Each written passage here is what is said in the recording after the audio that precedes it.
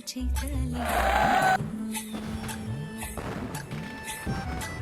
शेतामध्ये राबणारा लेक काळ्या मातीचा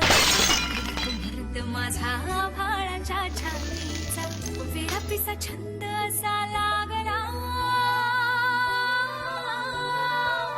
तुझ्यात जी